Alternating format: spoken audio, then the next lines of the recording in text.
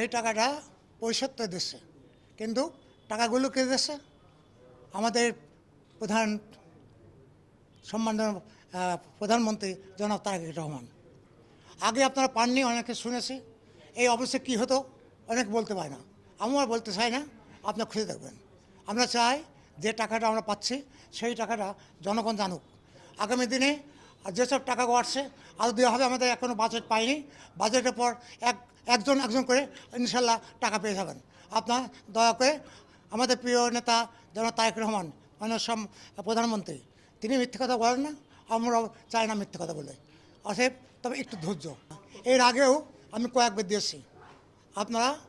আমরা এটা প্রচার করতে চাই যে আমরা আপনাদের টাকাকে আমরা নষ্ট করব না, আমাদের নেতারা নষ্ট করবো না, সেই আশা করেই আমরা এটা করছি। আমি তো আজ হোক কাল মারা যাব। দেখেন তো মানুষের কত টাকা লাগে, 1 কোটি 2 কোটি 3 কোটি 4 কোটি 5 কোটি না 10 কোটি টাকা, হাজার হাজার কোটি টাকা নিয়ে গেল আওয়ামী লীগ সরকার, শেখ হাসিনা। ওরা খাতি পাচ্ছে। আল্লাহ আমরা না পারলেও আল্লাহ তার ডাক দেয়। তো আমরা যদি এই ভুলটা করি, আল্লাহ আমাদের কিন্তু ধরবে। ঠিক আছে।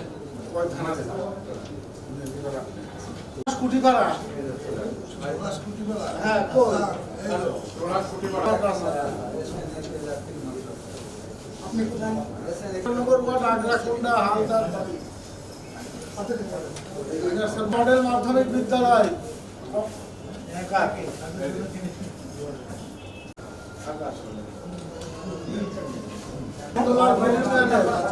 উত্তর ভবানীপুর গ্রামের